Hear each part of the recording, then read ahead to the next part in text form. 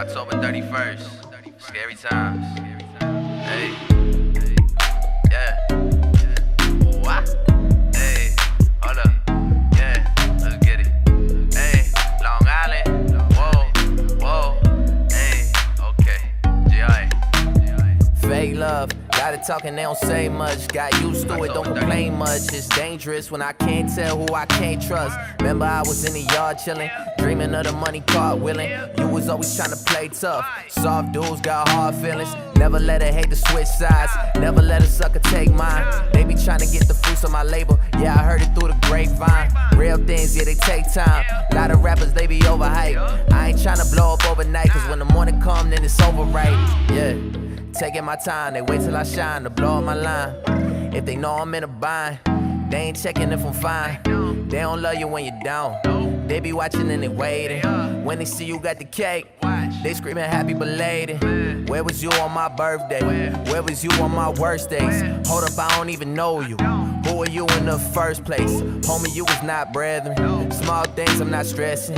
You might catch me up in Hollywood, but the island what I'm rapping. Yeah. It's that 11798 631 don't violate. Get up out of my way. Miss me with that fake love. Shawty want that Drake love. That never make her cry, but if she do, I wipe her makeup. With Shawty, I'm chillin'. Moscato, I'm stealing.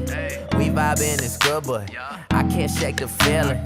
Snakes is all around me, hard to see them in the jungle. With all that I accomplished, they wonder how I'm so humble. A closed mouth don't get fed, I was never one to mumble. All the real love show up if I'm ever in some trouble. Yeah, I know they got me if it's trouble. Got the real team with me and they always in a huddle, yeah. Yeah, I got the real team with me, and they're always in the huddle. Shout out to y'all. I don't need any fake love. I don't need any new friends. Shout out to the one and only Kim Jones. Just got in the house. She's the one. She's the only. She keeps it popping. Listen, guys, it's Friday.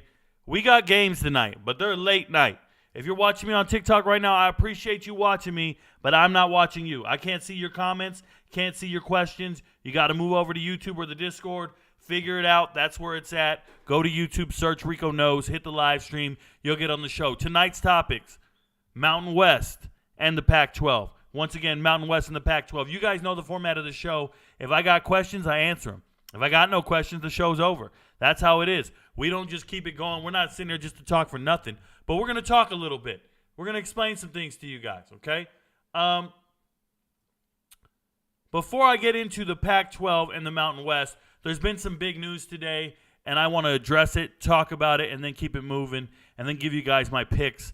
I hope everybody's watching in a safe place. I hope you guys had a great week. You made it to the weekend. Don't quit on yourself. Don't do anything I wouldn't do, okay? And no matter how bad of a day you're having, you're not Joe Burrow. Joe Burrow is having a bad day, bro. He is out for the season, joining Deshaun Watson. These are highly paid quarterbacks, and they're doing nothing for it.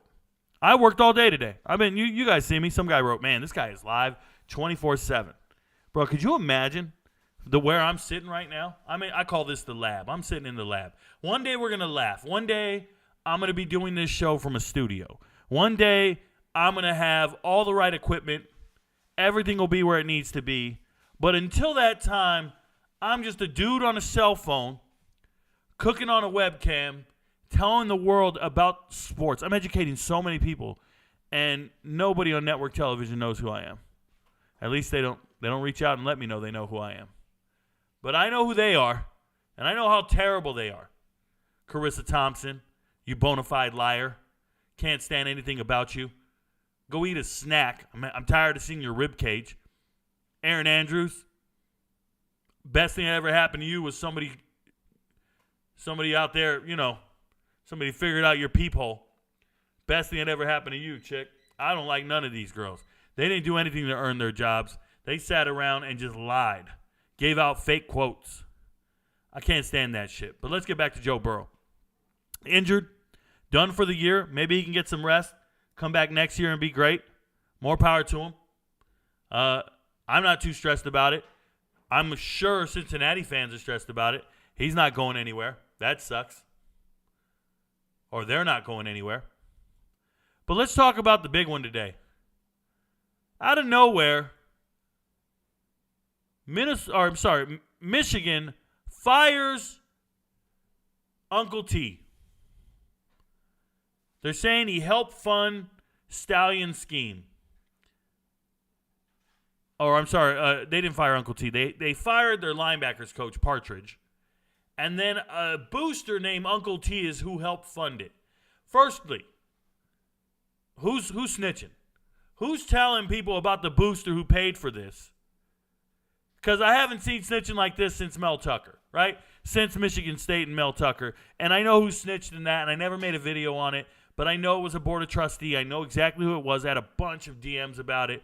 People on the faculty at Michigan State were furious. They knew where it came from. They wanted me to make a video about it, to put it on blast.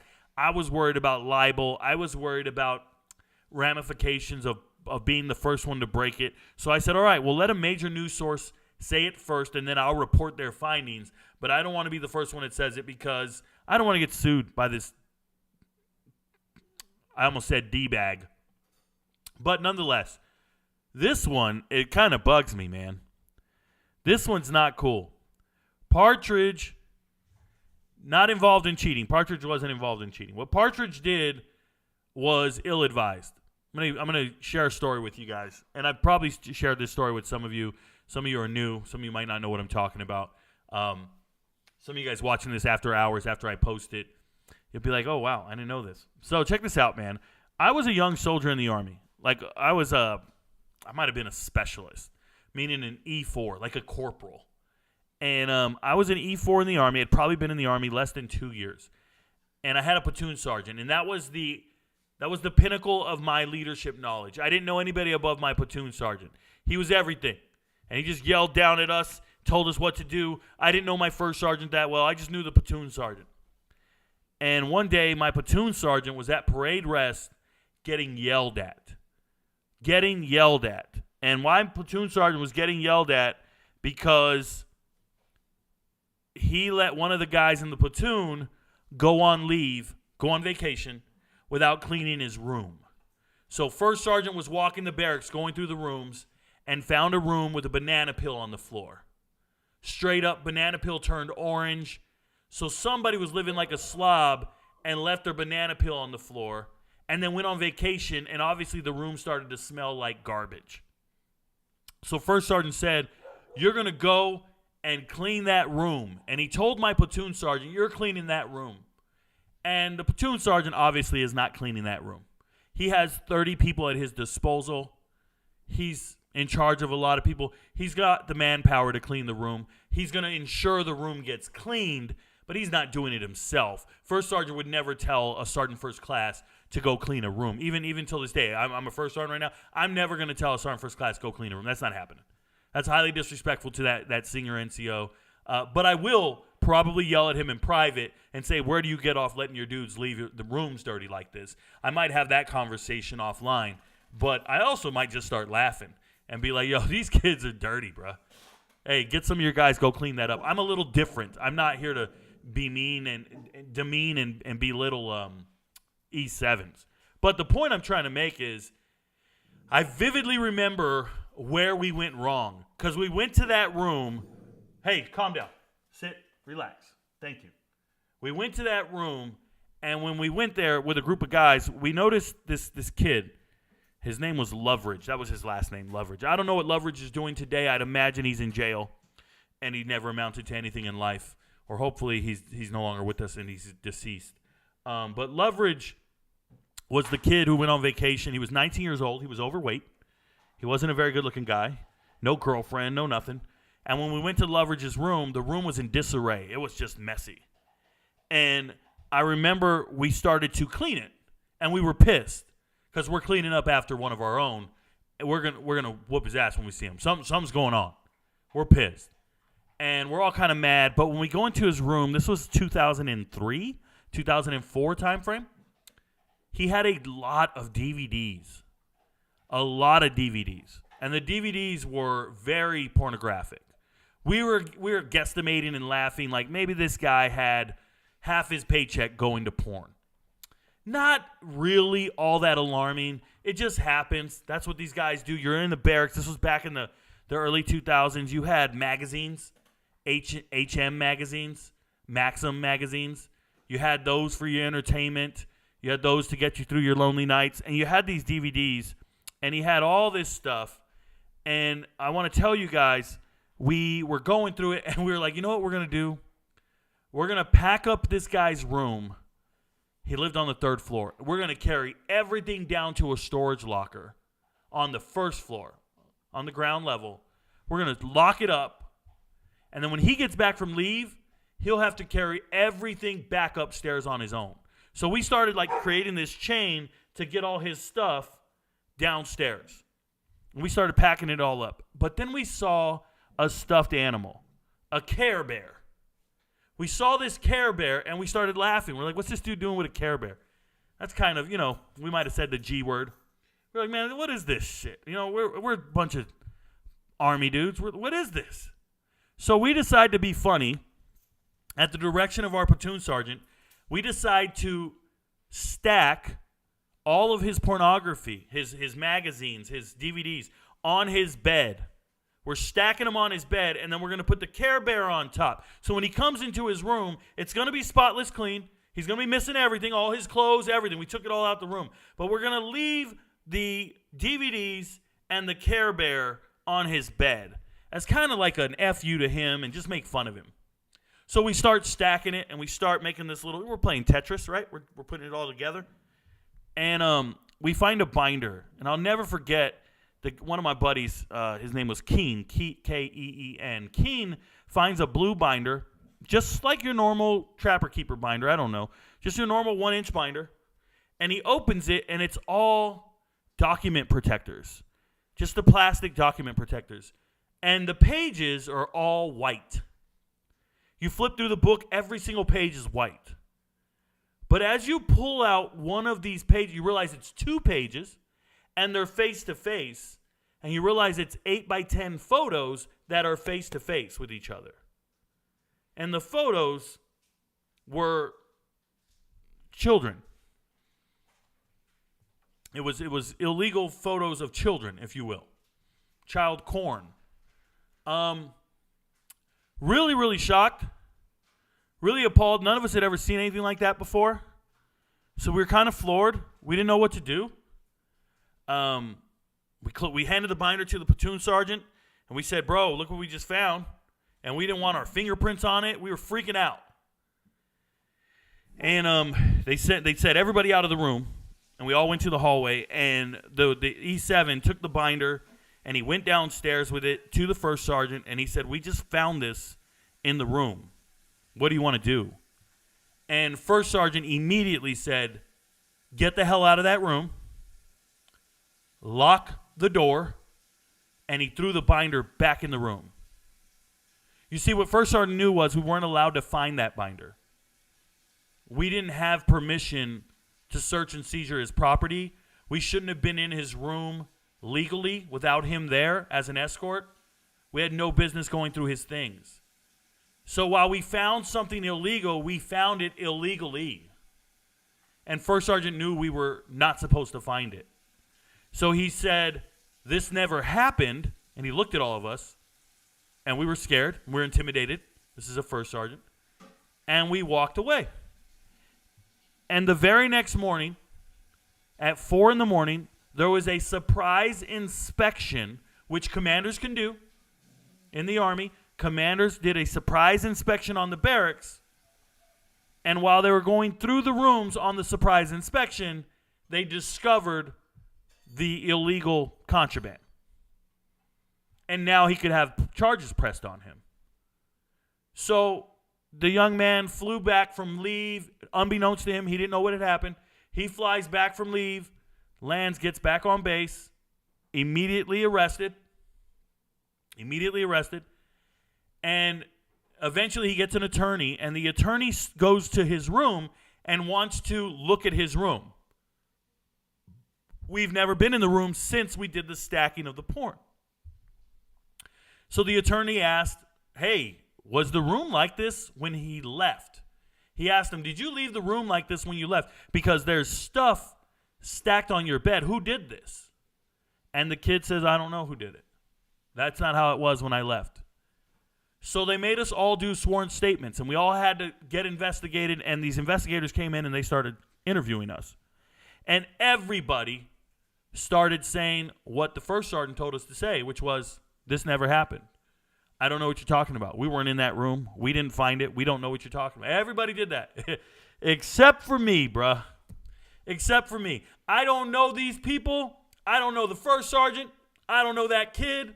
I don't know anybody. I don't care. I'm not lying for you. I'm new to the Army. I got integrity. I'm straight.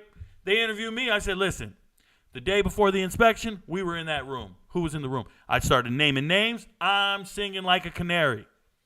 I'm dry snitching, bro. I'm letting everybody know how we found it, what we found. And what I didn't know, I was ignorant to the law. I didn't know that this would enable this young man to circumvent the law and get away with a crime.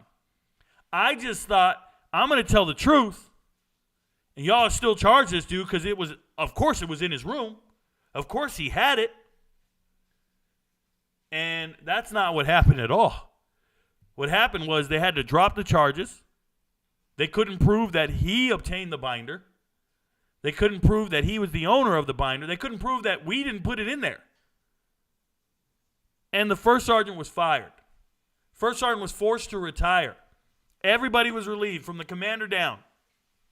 I learned a valuable lesson that day. Number one, don't you ever ignore procedure. Don't you ever ignore guidelines, protocol, procedures. Ever. There's no way we should have been in that dude's room without him being there as a witness. As a first sergeant, when I went and did room inspections, I had 3 people with me at all times. I never once told the platoon sergeant, go clean somebody's room if they weren't there and they were gone on leave. I would give everybody a week's notice because I don't want to see that shit. I would say, hey, I'm walking through your rooms next week. Prepare accordingly. Wink, wink. Fix yourselves. You got anything illegal, get rid of it now. You got any illegal weapons, drugs, girls, I don't care. Get rid of everything before I walk through those rooms next Friday. I would give everybody ample time to get themselves together. Because I don't want to run into a situation where I illegally find something, search and seizure, whatever it is. I cared about my career. Now, just so you guys understand, I need you guys to know that that young man, that young person was barred from reenlistment, wasn't allowed to reenlist, and was eventually kicked out of the Army within the year for misconduct of government computers. So although we couldn't charge him with what we found in the room, what they found was how was he getting these photos? He actually installed a secondary NIC or network interface card. We're all cyber experts. So he installed a NIC card at work. It was a dial-up 56.6K modem. And at lunch, he would lock the doors. We'd all go to lunch. He would lock the doors at work. He would switch the modem in the back of the tower at work to the dial-up card. This would allow it to get a static IP or a new IP every single time, a dynamic IP, bypass the firewalls, and get through the switch, and he could download one photo every single day. And he was downloading one photo every day and printing it off at work, never in his room, never on his home computer. Everything was done at work, and we never noticed the NIC card being installed on that tower because we do inventory of the towers. We turn them on the back. Nobody's looking at which NIC cards you have, and that is a epic way to get away with some shit. Now, there's port security. There's a lot of things involved now. There's a lot of autonomy when it comes to network security and administration. But back in the day, you could get away with some real shit. And the whole point of me telling you guys this story is that when you look at Michigan and you see Chris Partridge here, the only way you're ever going to get fired is not misconduct by some other person. You're not getting fired for that. You're getting fired when you try to advise players on what to tell investigators. You know what those players did? They told the investigators, hey, this guy told us not to tell you this. They dry snitched on him. It's the only way this guy got caught. He thought he had a tighter rapport with his guys Just like my first sergeant thought he had a rapport with me to get me to do something illegal. Not happening, bro. I don't know you like that. I got a whole life to live. And I need to go to sleep at night and wake up in the morning and know I told the truth.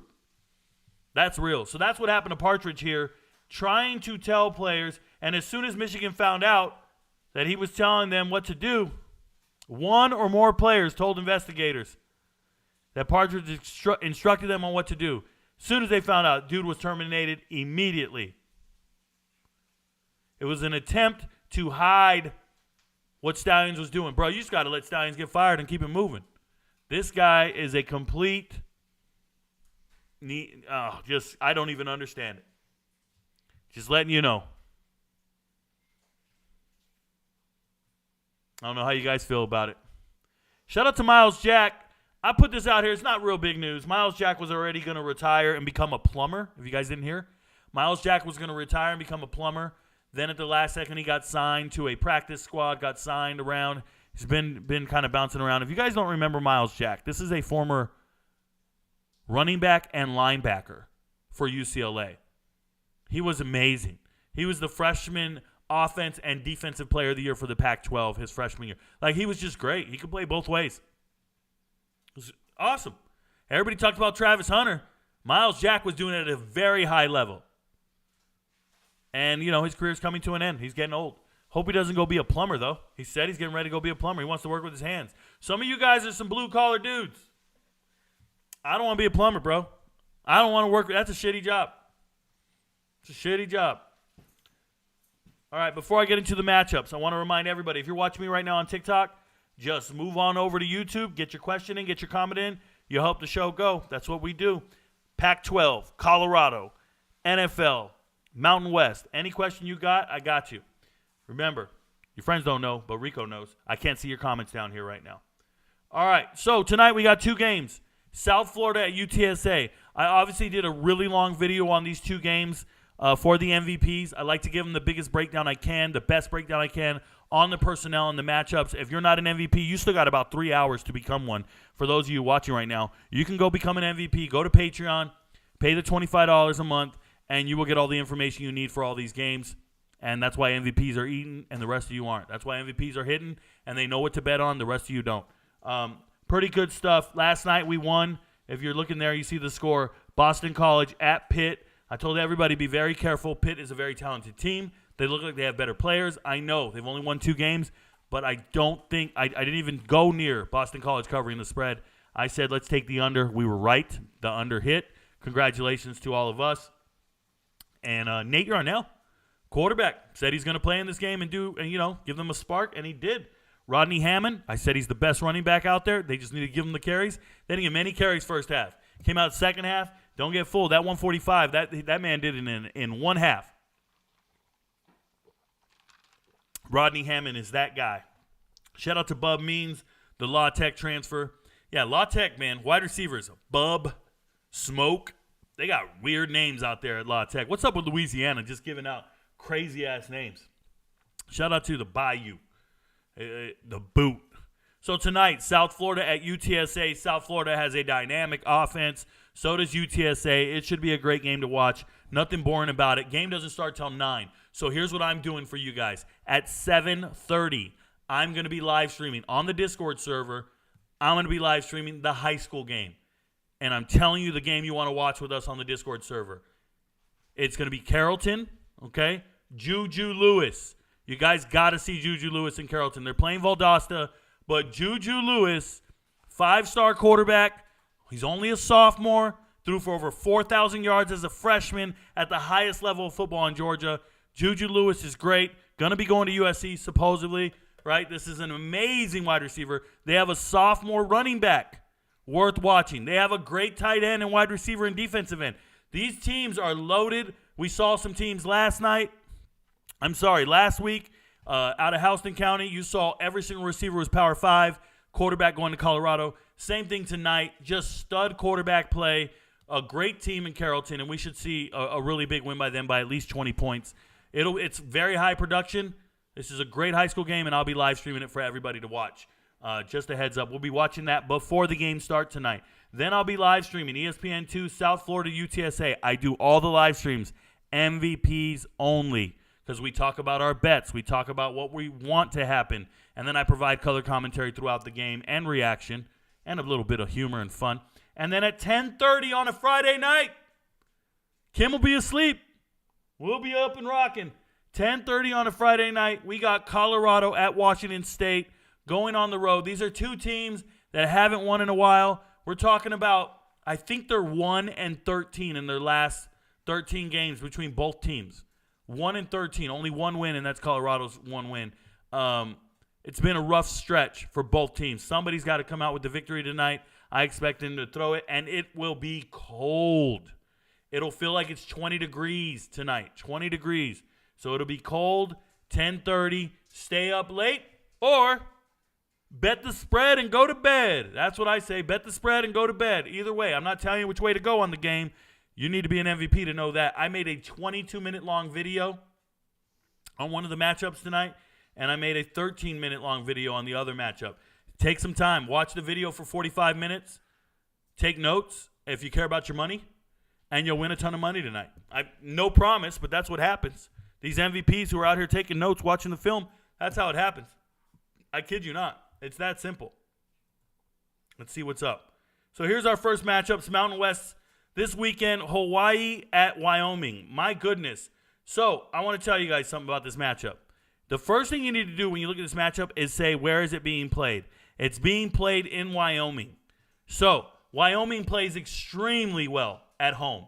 They're terrible on the road. But at home, they play well. You got to believe in them at home. The spread is 13 and 45.5. I don't feel comfortable with any of that. I can just tell you that Wyoming's money line feels like something you got to believe in. The money line feels like something you got to believe in at home. Yes, Hawaii has 2 wins in the last 2 weeks against both run-oriented teams. Very impressive, beating Air Force. No one saw that coming. It happened on the island. But you see them getting shut out by a high-caliber team like San Jose State. You see them getting beat by New Mexico, who might be one of the worst teams in the Mountain West. And then, obviously, a shootout with San Diego State. On the flip side, Wyoming's defense is tough. Like, their front seven's legit. Front seven don't matter against Hawaii. You got to be able to stop the pass. And can these guys stop the pass? I think they can. They stopped it against Colorado State, a pass-oriented team. They can't beat these run-oriented teams, but they beat the pass-oriented teams. If you just go off that alone, beating Fresno, beating Colorado State, those are teams that air it out. These other 3 teams could line up, hit you in the mouth, and beat you up. Not here. I think Wyoming can win and cover the spread. I really do. Not on the chart, but if you wanted to bet it, you're probably going to win. It's not on my chart. Nevada at Colorado State. Let me double check. I got to be very careful with this one. Not on the list. Not on the list. We can talk about it. So from my perspective, I've been telling you guys Nevada can actually score points when no one's looking. They look impressive. In Colorado State, well, they got a gunslinger who turns over the ball a lot.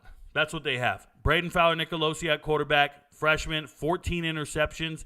You got to throw it a lot to throw 14 interceptions and still be the starter and not lose your starting job. You got to be letting it rip, and he definitely is. 400 attempts compared to 200, and what you need to know is he hasn't started every single game. Okay, he hasn't. He was injured at one point, or the starter was in before him. And then Brandon Lewis here, this is the transfer from Colorado. Turns out he can play a little bit of football, but 2 touchdowns, 6 interceptions. Horrendous. Horrendous. Don't let him throw it, and he is a dual threat because he's been running. Sean Dollars is their real running back, the transfer from Oregon, former running back at Mater Dei, number 1 team in the country coming out of high school. So Sean Dollars is him. Campbell doesn't stick out to me on tape at all. I'm letting you know now. But neither does Colorado State's rushing attack.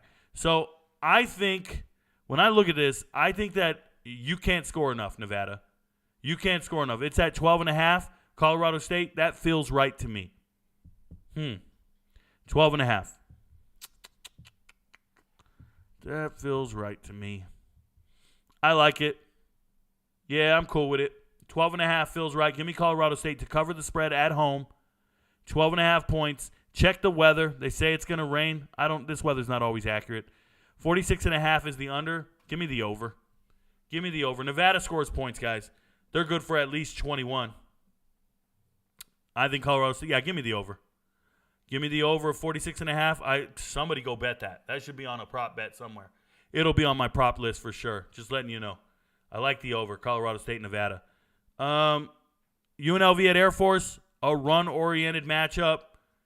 Feels like a coin flip. Feels like you can't go either way with it. I'm so glad it's not a weekday game, or else I'd have to give you guys a pick on this, and I don't like to give either one. I want UNLV to win this game. They look superior lately. They've been beating up teams, and it looks like Air Force is just falling off. Ever since that Army loss, they're not the same team. And when I say they're not the same team, their offense is terrible. 3 points, 13 points against these terrible teams. What happened to your offense? It's like they got the Army template and everybody's doing the Army template and they're never going to be the same again. Air Force is not getting it done. We saw them struggle to score against Navy as well. They didn't cover the spread in this game either. I don't think Air Force can cover the spread.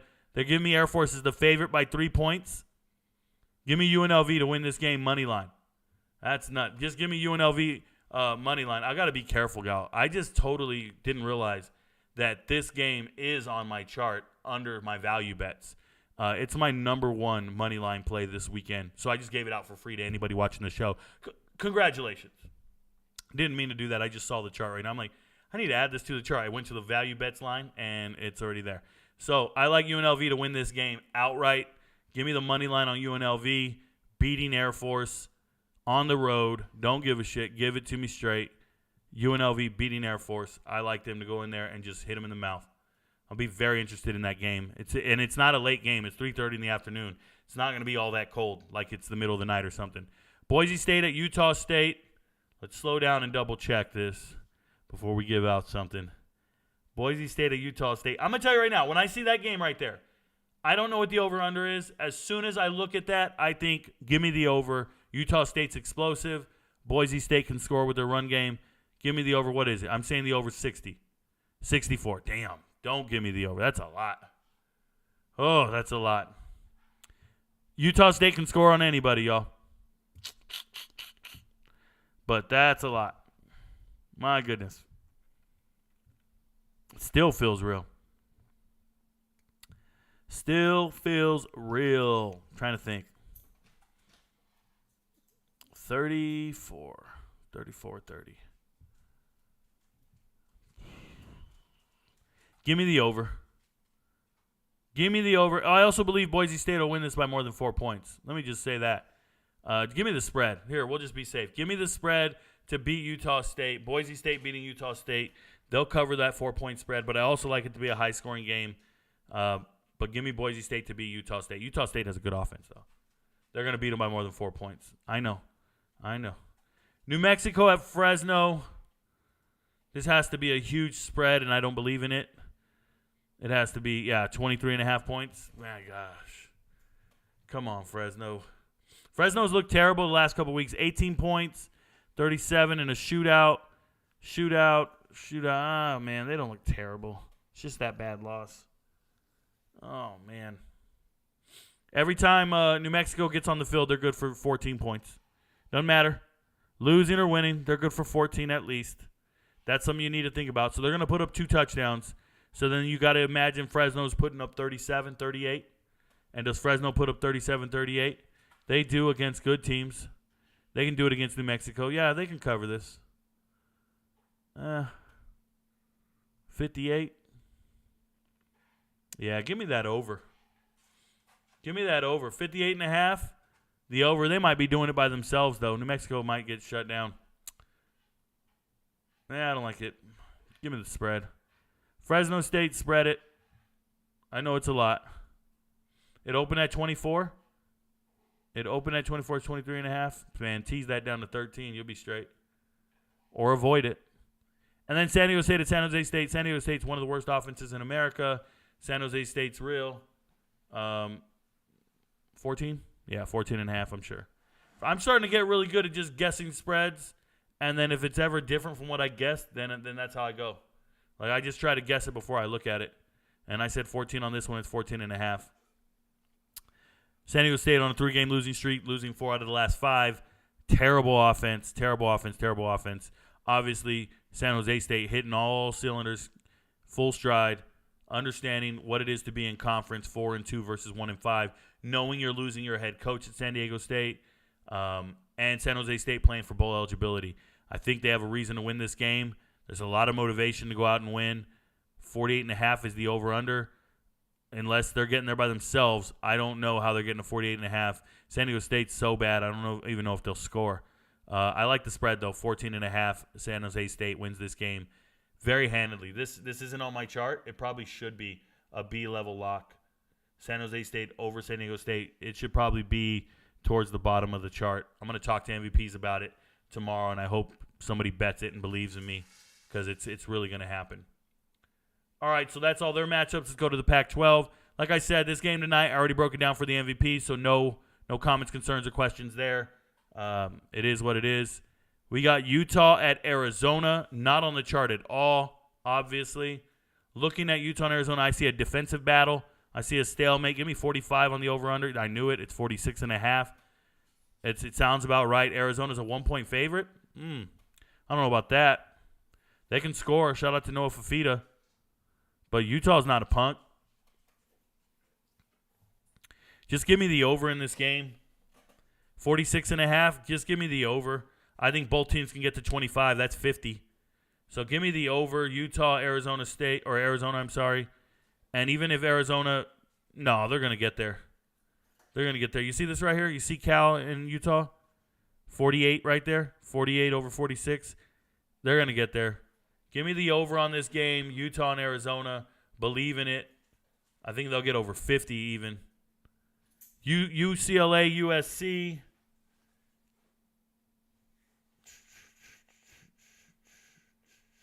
Was on the chart. I like USC in this game. UCLA obviously losing their head coach. Quarterback play. I don't understand why the spread is only 5 points. People are assuming USC is going to get scored on by a lot, but I just saw UCLA do nothing against Arizona State. 2 weeks in a row now, UCLA has done absolutely nothing. I don't understand why people think 5 points is the only spread. Nah, I think USC is going to score a ton of points on UCLA. I really do. I like Caleb Williams to score. I would look for the team total over. If they go 5 like this, you do understand that means it's like 33 and 28 or 38, 35 and 20 and 30. 35 and 30, 33 and 28. 33 and 28 is what they have on this over-under. USC is going to put up more than 33. USC is going to put up points. Look for the team total over for USC. I believe in it. I kid you not. Oregon at Arizona State. I don't think we're talking about this one. We're not talking about it. Just know that the spread is huge. What is it? 24.5. We have to keep an eye on that spread. That spread is huge. It's grown. It was 22 earlier in the week. 24.5. Oregon's looking great, but Arizona State every now and then has these games where you didn't see it coming. 15-7 with Washington, and then you didn't see any of these games coming. Even the 55-3, you didn't see that coming. Arizona State losing 55-3 to Utah, no one saw that coming. Not when you're competitive against Washington State, and UCLA. Really weird. And then Oregon, obviously, probably the class of the field. It's unfortunate they lost to Washington, but they're probably the best team in the Pac-12. It's going to be for nothing. Cal at Stanford, the big game. It's a rivalry. People are anticipating a shootout. Look at that over-under. 55.5, giving Cal 7 points. I think Cal's the better team. I think Cal can score. Stanford's better coached. 55 seems a little low for this game. I think the receivers can go. We'll see. It's a real coin flip. And then Washington at Oregon State. Talk about a coin flip. It's just contrasting styles, a dominant offense for Oregon State, and then Washington can just throw it everywhere. Over under 62.5. There's some stout defensive play here, but how the hell is Oregon State? Oh, man, how is Oregon State the favorite? That's something else. Oregon State's a favorite over undefeated Washington? What is that? Is that a trap? What are we doing? You can't bet against an undefeated team, can you? Is that what you guys do? They're the underdog. You got to take money line, right? Money line at that point, it's worth something. Well, those are the matchups. Once again, if you're on TikTok watching me, you guys can jump on YouTube. I'll write a comment over here. I'll see you guys first. Let me get to the Discord server first. Let's see what they have to say. Remember, all questions got to be Pac-12 related or Mountain West. Let's go. Of this year's Pac-12 quarterbacks, who will have the best skill set to translate to the NFL? When you get that studio, it sounds like you'll need a person to manage that studio. Yeah, Salt and SWAT. I got Kim, man. Kim's my manager. Kim manages everything. No, I probably do need a show producer at some point. Graphics.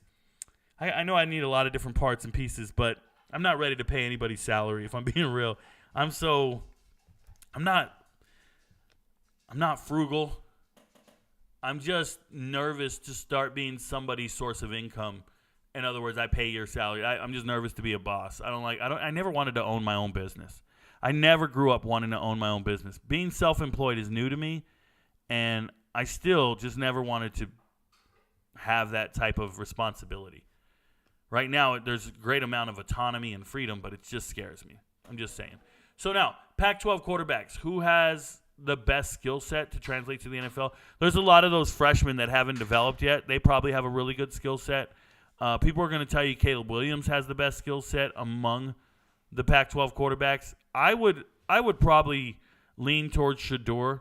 I like Shedur's accuracy and arm strength. I really do. I don't like the way he carries himself in certain situations and certain aspects.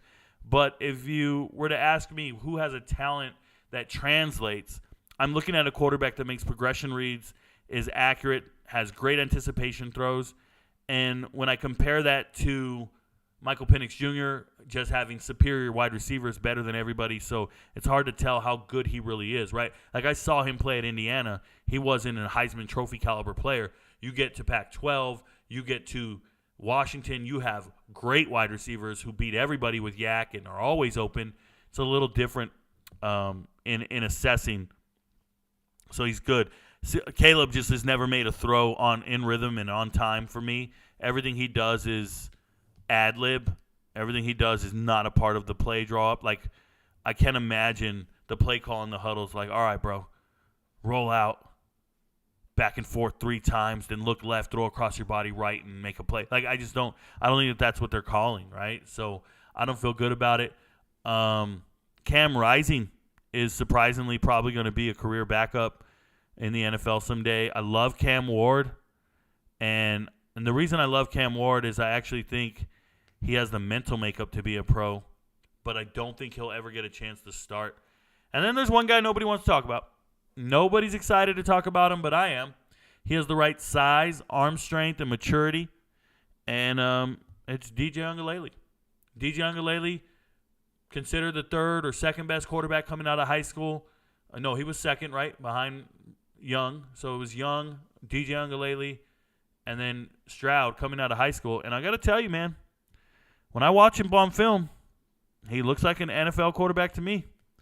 I know that sounds nuts, but that's what he looks like to me. And we now know he wasn't the problem at Clemson. He left Clemson. He's not the problem. And watch him. You guys don't get a chance to watch a lot of Oregon State football, but watch him. I think he's a pretty damn good football player. Bo Nix, nope. Fresno State started so slow against San Jose State, it was gross. Marco, you're telling me. I told everybody take them. They were one of my locks, and they got their face knocked in. And in a hurry. Partridge, former Ole Miss defensive coordinator, not shocked he's involved in tampering with evidence. Touche. Shit almost missed the Rico show. Buck, you don't do that. How is Oregon State favored against Washington? I just said it, man. It's just the assumption is they'll be able to run with the ball, and their run game will be dominant. They have a better defense than Washington's. I don't know. Dude deserves to be rotting. Damn it, Rico. Yeah, he's probably rotting. I told you. I hope he's passed away. Rico kicking free enlisted game to civilians. Touche.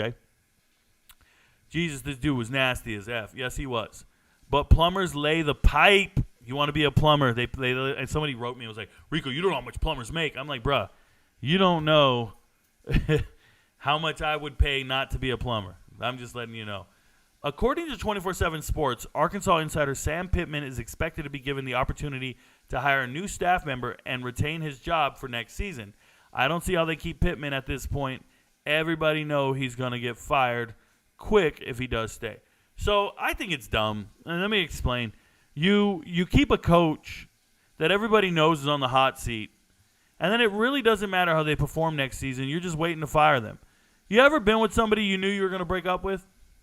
Like, anybody ever had a girl they were going to break up with? I'm just talking to a group of dudes right now. I had a girl I knew I was going to break up with her months before we broke up. I was just waiting for the right moment, making sure she could get on her feet, and I didn't just want to throw her out and leave her on the street. But I knew I was breaking up with this chick, and he was just sitting there. And it didn't matter if she did something sweet for me. It didn't matter if she made a great dinner one night. It didn't matter what was going on. I already knew. Like, in my mind, I'm moving on, bro. I'm moving on. We're just sitting here. We're just wasting our time. And I can remember it went like another 3 months. And it wasn't. And I told her, like, I verbally told her, hey, this shit's over. Like, you got to leave soon. I don't really want to be with you. And she was like, well, I can't really leave right now. Can I just stay here till I get on my feet? And I'm like, yeah, man, give it a shot. I don't care what she does from then on. Like, I don't care. She can't win me over. And I feel that's the same way with Sam Pittman. Like, you can be like, yeah, man, I hear you, bro. Things ain't working out. You need to get new coordinators and blame other people. I hear you, man. Stick around. Don't give a shit. Lose 3 games in a row next year. Lose 3 games in a row next year, he will be fired immediately. And one of those assistants he hired will be the interim head coach, and then everybody will not have a job the following year. It just prolongs their buyout, reduces the buyout amount if they wait for another calendar year, so it's no big deal. I think it's just a ploy to save some money. They don't want the guy. They don't want the guy. No and no and no. Period. 10:30, Bucky sleeping. He ain't watching Colorado. Let's go. Bet on yourself. We'll be there. I'm going to be waking up at midnight to drive to Starkville for the game tomorrow. You're going to be streaming through the late game. I will be. Free money for the people in the live. You're welcome. Shout out to you, Salt and the SWAT. DJ finally turned the corner after a change of scenery. Hits all the criteria to be a high draft pick. Yep, except for the court of public opinion. Remember that, King Huffy. He's not a popular pick in the court of public opinion. Whatever team drafts him in the first round will get booed at the draft. Remember, you heard it here first. When he gets drafted, they're going to boo that draft pick. And they're all going to be wrong. He's going to prove them wrong. But they will boo it when it initially happens. Watch. It's supposed to be pouring rain at Oregon State, so they're evaluating the OSU run game versus UW's. Exactly. Or they're valuing. I'm sorry. Over to YouTube. Let's go. David in Arizona says, good afternoon, Rico. Do you think Savion Wilkerson fits the current Colorado offense? Yeah, I think he does to the best of his ability. I told you guys in the offseason, you got to find it. I did a live stream about running backs. Let me show you. Let me pull something up for y'all. Let me do this. If you go in here and you go to YouTube, let me cook it off screen real quick. I'll try to find it real quick. I want to show you guys something. It won't take time. It won't take long, I promise. You go to my lives, and if you scroll down, I think my very first live I ever did, I talked about running backs, or one of the very first ones this summer when I was breaking down position groups. Who's left in the portal? Check it out right here. So 5 months ago, the latest commitments in the portal, right? I talked about what quarterbacks are left in the portal in this video, and I think I talked about running backs in this video. If I remember correctly, because I was doing each position group. So this was like linemen, JUCOs. Maybe that wasn't the first time I did quarterbacks. That wasn't. Let's see here. Quarterbacks available, newest additions. Who's left for running backs? And if we go to this video and we go back in here and we talk about what running backs are in the transfer portal. Between the whistle. And you start with the list, and I can see over here who I'm talking about. There's Alton McCaskill, Devin Ford. I believe that's somebody named Brown. Victor Vinn, he's now at Liberty, just left Colorado. And you can go, and you're going to see somebody ask me about Savion Wilkerson at some point. And if you go back and watch this video, it's 2 hours long. But at some point, I just start telling you, Savion Wilkerson is not him. I don't think he's any good. And people were telling me I'm wrong, and I knew I wasn't. I knew it. I'm just trying to find where his picture is because he was around this area. Sorry, Kim's washing dishes right now. And see, I went to quarterbacks at that point. I think he was one of the last running backs I talked about. A superstar coming out of North Shore, Houston area. I don't know if it's. And I go through every single player. He won the long jump. I just wish I could find it for you guys. I wish I was more prepared for that question. Javion Hunt and another guy. I talk about every running back you ever heard of, y'all. Evan Dickens. Yeah, Jordan Audubon. Yeah, from Mater Dei, 6'2". Oh, I like Jordan Audubon. Against wide receiver from Northwestern. Watch tape of Caleb Mathis. This is me talking about Caleb Mathis. Oh, snap. This is me talking about everybody. A long time. I don't think he's hurting for money. Especially if you're trying to build depth. Sorry for wasting your guys' time. Shador, Shiloh, Coach Prime, and Bucky, right? And they're talking, and I know for a fact there are entire groups of people in this country that would have no earthly idea. Oh, I don't know what's going on. I'll call it right now. He's going to USC. So, no, Cameron Johnson's not going. Sorry. Not happening. Didn't next year. So I did at some point in this video go Austin Reed, closely in the league. I don't think it impacts their win total. I talk about this all the time. Hold up. South Florida, all those are up. Try to tell me that those other teams weren't good. UCLA's top 25 team. So, yeah, Charlie Offerdale can play some football. Let's get that straight. The post-portal conversation between Keon Coleman and Mel Tucker did happen. That's not a rumor. Okay. See? Michael Drennan, they have him down as a running. I'm sorry. I'm just loving the old but video. Dudes can just transfer in and take spots from you. Here we go. Anyways, you can go back and find out what I had to say about Savion Wilkerson, and I did not think very highly of him as a running back, saying that he just didn't impact Colorado. And I was right. He did not. So, shout out to you, David. Thanks for asking. I don't think he fits well because I don't think his talent's great. He's fine. He's just not very talented, hence him being on the bench. Twitch09 says, Rico, been a minute. Hope all is well, my good sir. It is well, man. Thank you for being here. I appreciate you. Shout out to you, Twitch09. Like the video. Thanks for stopping in. Thank you, guys. Shout out to Mike Schmidt for being here, my number one troll. He says, interesting segment on the herd. Not true. He doesn't watch Colin Cowherd. Today, Colin Cowherd says, Coach Prime and Watch Boy, Shador Sanders, are headed to A&M if Dion wants the job. Thoughts? Yeah, that's not a real thing. My thoughts are it's not happening. Has San Diego State given up on the year? San Diego State looks awesome the last 4 weeks. Dom. The year's over for San Diego State. I don't know if they've given up on the year. I haven't talked to any of the players on the roster, but it is over for them. That's all I can say. It's over. Sorry, Rico. I've given up on USC for this year. Shout out to Willie Bobo. He doesn't believe in USC. Nobody does. Giving up on them on the year. I don't think the players have given up, but yeah, I can believe it. Manifest it, Rico. I'm manifesting it, Steve. I'm telling you, Steven Solar. I'm talking about my studio one day. I'm going to be somebody. Yeah, I'm manifesting the hell out of that. I think someone needs to fully commit to Baker Mayfield as the franchise quarterback.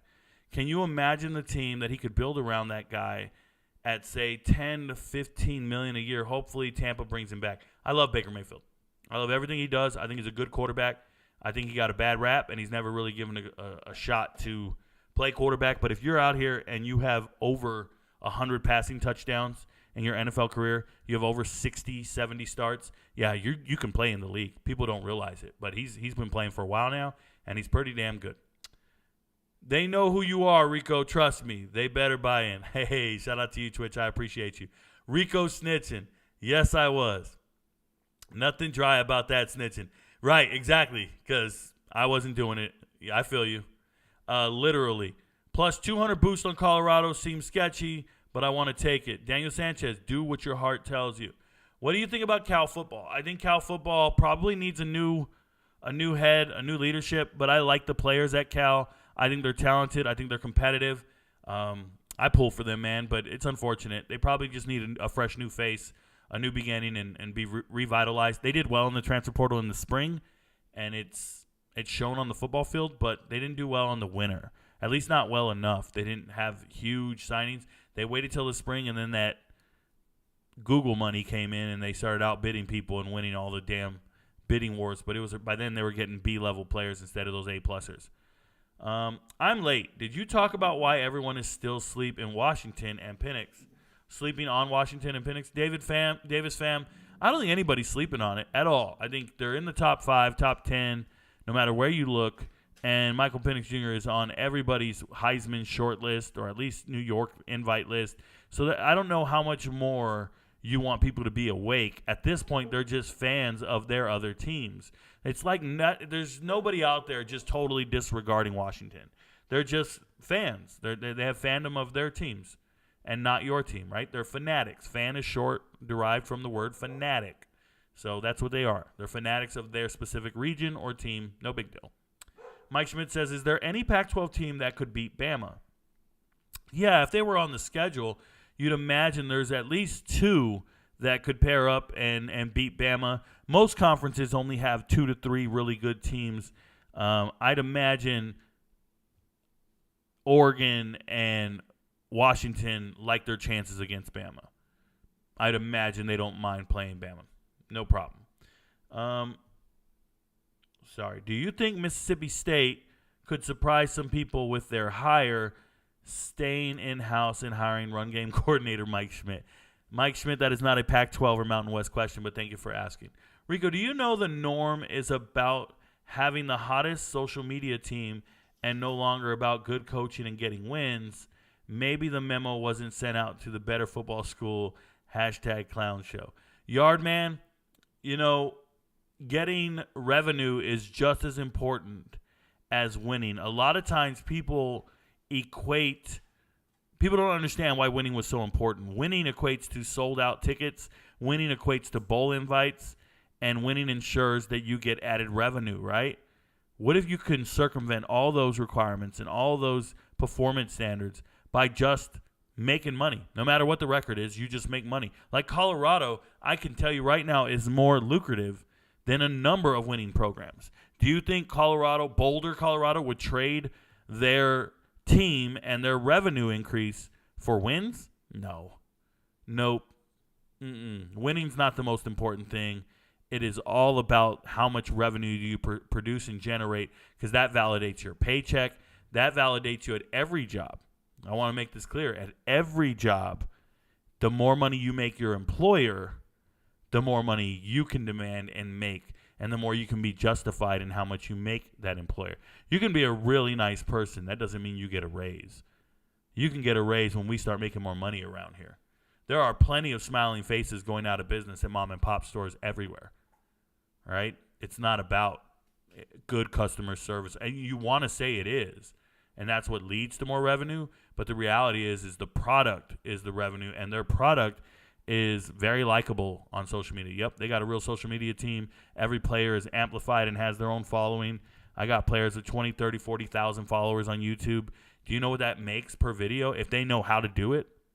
Like, I'm making real money off YouTube videos when they had me, monetized. The players, if they say they're broke, they don't know what they're doing. They shouldn't be, and that's all coming from your own school. So, pretty cool stuff. I think it's an avenue of approach you need to have that's a little more important than the wins on the field.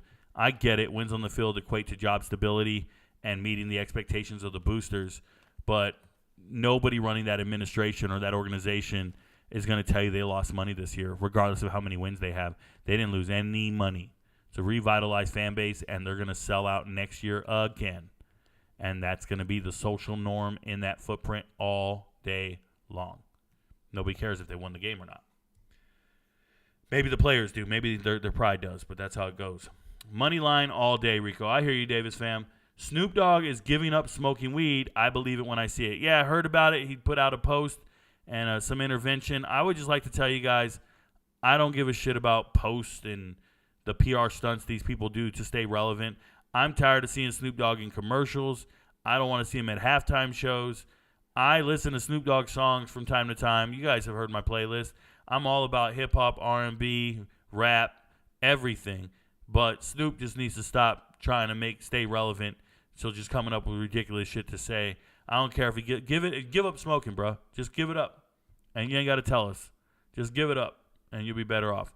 Why do you think Air Force fell off? Injuries and just a lot of wear and tear on your body, man. A lot of wear and tear on your body, and you're starting to play the better teams in the conference. You're not playing the scrubs anymore.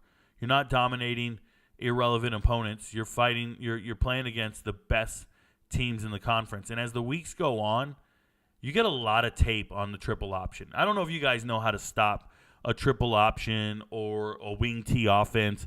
I used to run a wing T offense in high school my first 2 years. That was our offense. And then I transferred to a better school, and we ran a pro-style offense. And I can remember when we went back to play our old school. So I went to a high school for 2 years, my freshman and sophomore year. Ran the wing T. I was a receiver. Nobody's throwing to me. I'm getting tired of this shit, right? I'm playing DB. I'm like, man, I need to get out of here. So Pops lets me transfer, sends me to the other school, the better school, 10 miles away. And it was a more prestigious and more successful high school program, and we were really, really good. And I can remember getting there, and when we were preparing for the wing T offense on defense, Coach was laughing. He's like, oh, we know how to stop this. And as soon as he started talking about how we wrong shoulder this, we do that, and I just understood, like, in a moment, man, my coach knows what he's doing. He knows how to stop this shit. And he had so much film on it that there was no way we were going to lose to that. And we didn't. We blew them out every year for the next 2 years. We just blew them out by like 30 points every time. And this was a team I used to play on. So when you see Air Force and the coaches get more film on them as the years go on and as the time goes on or the season goes on, yeah, man, you think Barry Odom, the new head coach at UNLV, doesn't know how to take film and break down the Air Force offense and crush them?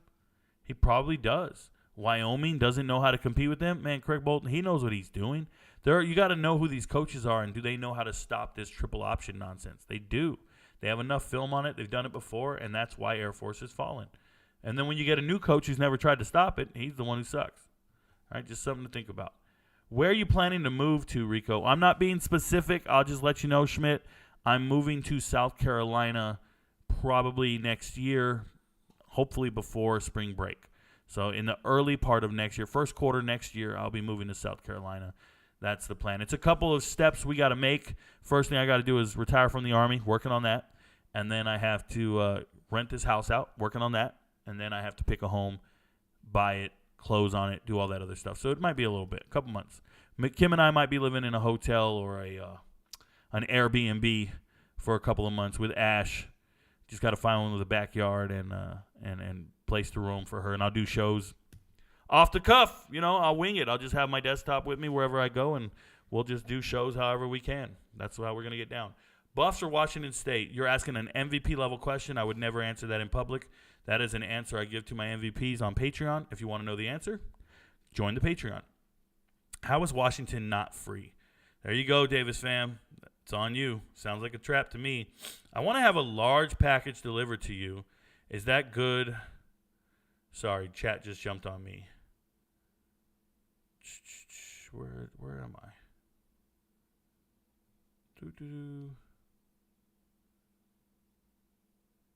Sorry, chat jumped, and I don't see it anymore. You got any? Oh, I want to have a large package delivered to you. It's that good stuff. Need your full address ASAP to move forward. Mike Schmidt, I'm good. You can have that good stuff all yourself. Jaden Ott, is that guy on Cal going off versus Stanford for sure? Stanford's pretty stout against the run, but he is their option to run. I think Jaden Ott could have a big night against them. He's a good running back. You got any advice on determining a unit size? Yes, Seth. All you do is determine how much money are you willing to lose in gambling. How much money are you willing to lose in gambling? Whatever that number is, whether it be $1,000, $500, $2,000, whatever it is. Your bankroll is what it's called. Your bankroll that you are going to use for gambling. Set that off to the side. Take it out of your account. Put it somewhere else. Your bankroll size, divide it by 100. So, and that will be your unit size. So every bet you make is 1/100th of your bankroll. So if you have $1,000 off on the side, and that's what you're going to use for gambling, then your unit size needs to be $10, and that's it. 100 divided by 100. So now you're doing $10 bets everywhere. Everything you're doing is $10. And if you win and you build your bankroll, keep all your proceeds in your bankroll. And if you build it up, over time you get to $1,100. Now your bets can be $11. Oh, wait, you just got to $1,500. Now you can do $15 bets. And that's how you control your bets. When you hear guys say, well, I just bet $300 on this game, or I bet $200 on this game, that means nothing to me. It just tells me that they don't have good bankroll management. This is why if you lose, I got a guy just yesterday, he goes, Rico, I lost 3 days in a row. I got to take a break. I can't do this until I get paid. You literally have no idea what you're doing when it comes to gambling. You have no idea how to manage your bankroll. You should be betting 1 unit per game, and you could miss 20 games in a row. 20 games in a row, you'll still have 80 units left. You'll still have 80% of your bankroll left. But because you're out there and you're betting hard increments because you want to see big returns, so you're betting $100 on a game. If you're betting $100 on a game, I hope you have $10,000 in your bankroll and you can afford to make $100 bets. So when I say, hey guys, bet the spread tonight, bet this prop, bet this prop, bet this, and I give you like 5 different things to bet, and then you turn around and throw $100 on each of those, I just think to myself, what the are you doing? Use your unit size, control your bankroll, and it's about accumulating more units over a duration of time, not winning. So when somebody brags to me and goes, oh my God, Rico, I won $3,000 tonight, I do not care. That does not impress me. How many? And then I got another rule with your parlays. Your parlay should never be an attempt to win more than 3 times your entire bankroll. So if you're looking at those odds and you're getting like plus 1,000, 2,000, 3,000, and then you go and bet $500 on it or even $100, you have just tried to triple your bankroll in 1 win. You're wrong. Never going to happen. I highly recommend doing parlays that end up in the plus 100 to 200 range max, and you will see you hit about 65% if you do it right. I draw up parlays that are all in that realm, and I expect you to put 1 unit on it, nothing else. That's what I would do. That's how I determine a unit size, and that's what I recommend, Seth. But it's all on you guys to manage your bankroll how you wish. It's everybody paints differently, bro. I give you the brush, I give you the paint. Everybody's going to come up with a different picture, right? It's how you paint it, man. You're the artist. Do you have any and give player prop locks? Sporting betting is a no-no where I live, so Prize Picks is the best I got. Twitch09, I give an entire sheet of player prop locks. Let me explain. Tonight there are 2 games. The amount of prop bets I give for player props for tonight's games, I have 1, 2, 3, 4, 5, 6, 7, 8, 9. 9 player props for tonight's games, 9, 10, 11. I'm sorry, I'm looking at the value ones too. 11, 12, 13. 13 player props on 2 games. I have 13 player props that I'm giving. And then people take those and they apply them to whatever book they're using. So Prize Picks, my book doesn't have this, doesn't have that. I talk about every player in the game. I talk about every combination of result. And you sit there, take your notes, and then you come up with your solution or what you think is going to hit for the night. And you can do them individually. I highly recommend individual bets and taking your small profit and moving on. The people who are going after parlays to land, they lose their ass night in and night out. And by the time they do hit, they've already lost too much money to make up for it. So small units, manageable units, and individual bets, you'll be wealthy. Be a lot better off than you are. But it's entertainment. It's fun. It's the price of entertainment. Some guys throw $100 in a slot machine and hope to hit. Play Keno all night and hope to hit, right? There's people who play blackjack all night and hope to hit. Or you can just pay for your entertainment. If you were at the casino for 2 hours on a slot machine and you lost $40 because you were playing on a penny or a nickel machine, like if you lost $80 in 2 hours, you just paid $40 of entertainment for those 2 hours.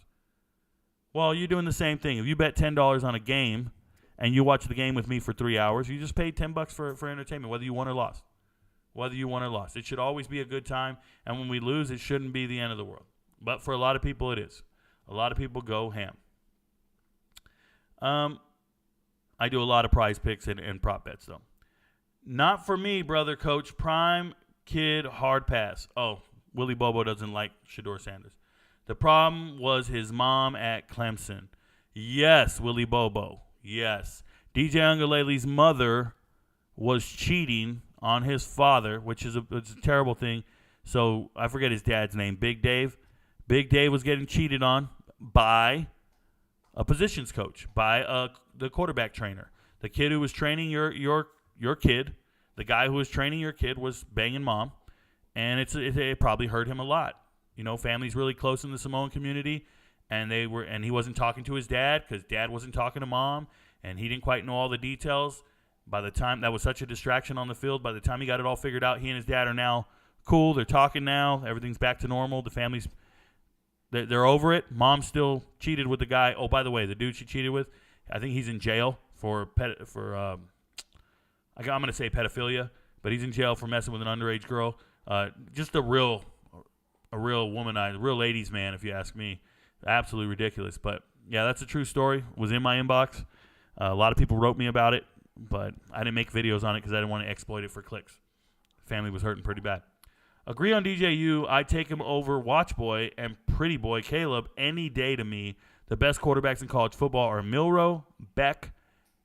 Okay, you wrote the P word. Nix and Ewers. Not for me, Mike Schmidt. I have a ton of other quarterbacks, and Milroe is not on the list. No. I have a ton of other guys, though. Hey, Rico, do you think Colorado can go 6-6? They have to win 2 games. They have to win tonight, and they have to beat Colorado, or they have to beat Utah. I have a video where I predicted 5 upsets that were going to happen in the final week of the season, and one of them was Colorado beating Utah. I predicted it already. I want it to happen. I have the video ready to go. It's in my list on TikTok. I'm ready to make an I Am Right video. If I missed and I got it wrong, you won't hear from me. But it's there. It's waiting. Hey, Rico, do you think the old offensive coordinator at Colorado was the major problem? No, Tony Lawrence, not at all. Sean Lewis, he's still there, but he was not the major problem. Nope. The major problem is a talent deficiency, a depth deficiency. The major problem is it just takes years to find the right players and develop them and get them there. That's the major problem. And there's no offensive coordinator who's going to fix that. You're just not.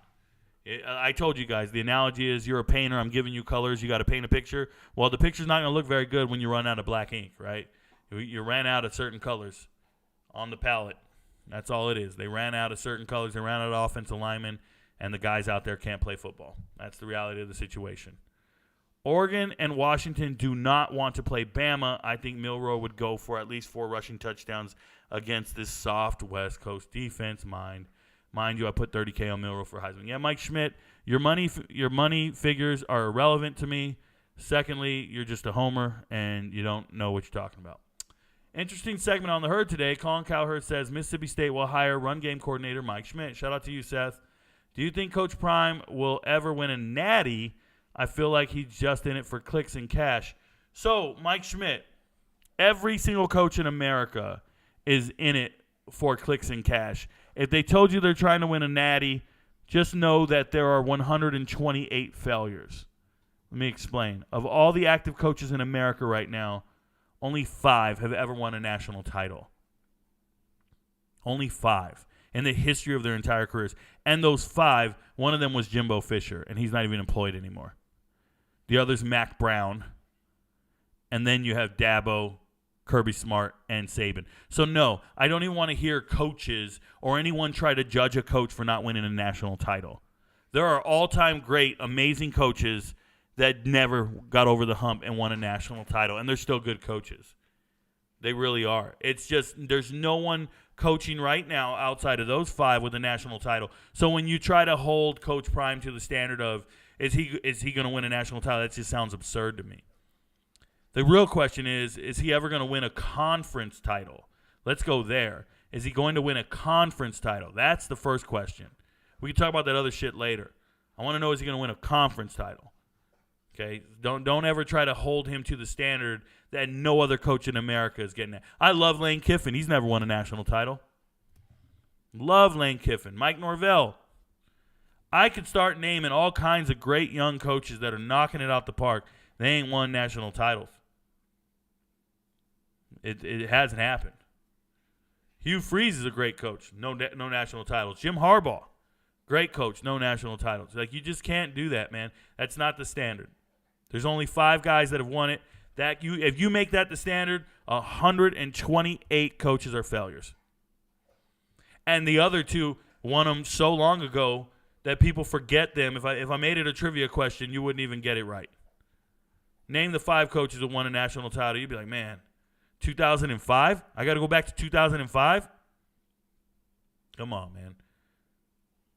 Or do you think he's in college football for the long haul? I bet he would quit if he didn't have success almost immediately after Watch Boy leaves. So there's only 2 things that can happen to you as a coach in college football when you are in a position. You're either going to get hired to a better position or you're going to get fired. That's it.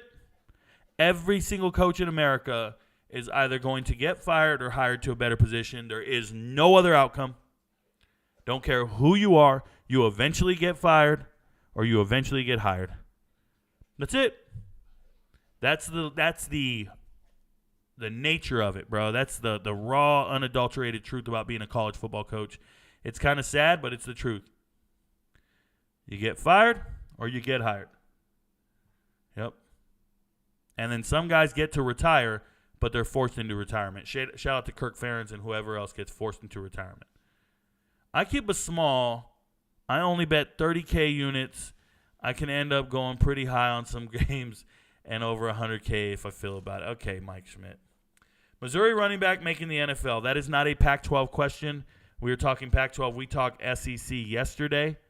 I will tell you that I do NFL assessments after the season, after I find out who's declared, and then I try to assess out of all the declared running backs, draft-eligible running backs, how many are going to make NFL rosters.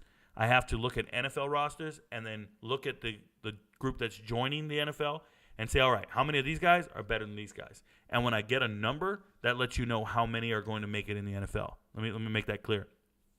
I know every roster in America in the NFL is going to either have 3 to 5 running backs on their roster and maybe 1 in the practice squad. So at that point, I start counting running backs. I rack and stack them in the NFL. And then I look at the bottom portion of it. And when I see a rookie who's declaring, I go, okay, where does he fit in this pecking order? Where does he go? Is he a starter? Is he a backup? Is he second, third string, practice squad? And after I shove in all the new guys, whatever's at the bottom, they're getting cut. So if you're a new guy declaring for the NFL, I make a determination whether or not you're going to make it in the NFL based upon your talent level. I can just tell if you're going to make it. So this is why if you're drafted, it doesn't matter to me. Like, I looked at running backs who weren't drafted and said, oh, yeah, Keaton Mitchell's going to make it. Because I don't care that they didn't draft him. I know he's better than running backs in the NFL. It's just how I evaluate talent. It's why my free agents, my NFL draft free agent list is just a bunch of dudes who I knew would make it in the NFL because they're better than the 53. That's how I assess players. I don't assess players, and I don't worry about how they rank amongst one another. I worry about how they compare to NFL players because that's who they have to go replace. So when I evaluate a player, so like you're asking, is, Schrader, is this kid from Missouri, this running back, is he an NFL player? I have to sit there and go and look at all my NFL players and determine who's he better than. Whose rosters could he make? Because he can't make every roster in the league right now. And I have to do that assessment. And it's just a long process because I look at salary cap, age, what contract year they're in. So who's going to get cut? I try to make a prediction on what players are getting cut, who's going to be a casualty to the salary cap, and who's going to lose a spot to an undrafted free agent or a drafted player. It's a long process. Yeah, I am better than a lot of GMs. I will say that. I'll tell you guys, there are GMs getting it wrong all over the NFL. They're just in the position to get it wrong. They're not great at what they do. They're just in the position to get it wrong. They pursued that job while the rest of us were pursuing something else. That doesn't make them better than us. Like, they put on their pants one leg at a time like everybody else. They're no better than me. They just did the job, so they got the job. Right now, there's a woman, and she's managing a Burger King, and she might be the best manager at Burger King right now. But the reason she's the best manager at Burger King is because I haven't decided to be a manager at Burger King. If I ever want to be a manager at Burger King, that woman is obsolete. The day I decide to become one, she's done. And that's just the nature of being amazing. Like, I say this all the time to all those guys who are doing podcasts right now. You're all obsolete to me. You started your podcast. You're popular. People are watching you. I get it. I'm going to dominate every last one of you when the time is right, when the moment strikes, because I'm better than you. I just didn't start at the same time you did. It's the nature. We're not all equal. Some of us are great. Some of us aren't. I truly believe I'm great. That's how I go through my life. Shout out to Kanye. Shout out to me. Shout out to Russ. It's a mindset. It's a movement. It's invincible. Thank you guys for being here. Thank you guys for believing in me. We're gonna call it a break here because we got a show starting in an hour. We got a live stream starting in an hour for high school football. I hope you guys are excited for it. My bad. I'm going to be live streaming on the Discord server. Remember, become an MVP on Patreon. You'll get my picks for tonight, and you'll get all the picks for Saturday. Make a ton of money this weekend. Make all your money back, and you'll be straight. Just never forget.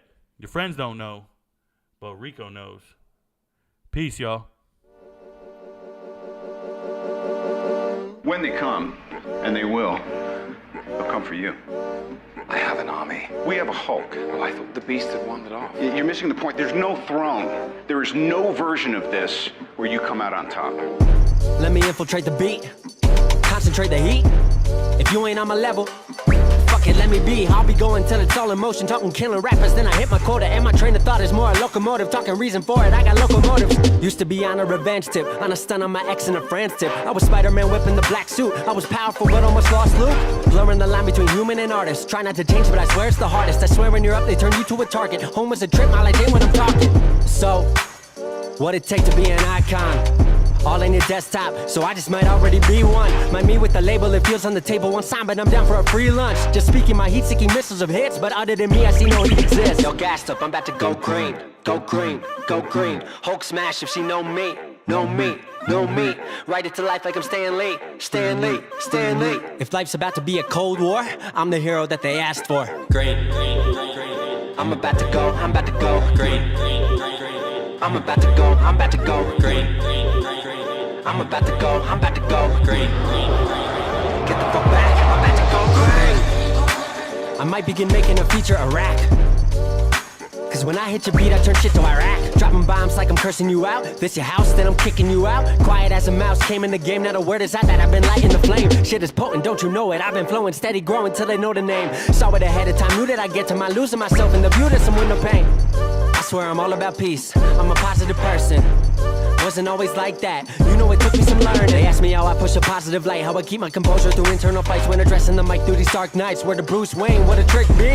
Here's some truth that I'll let free, Bruce Banner of rap if you ask me. When my will to win and the track meet, the secret is I'm always angry. Yo, gassed up, I'm about to go green, go green, go green. Hulk smash if she know me, know me, know me. Write it to life like I'm Stan Lee, Stan Lee, Stan Lee. If life's about to be a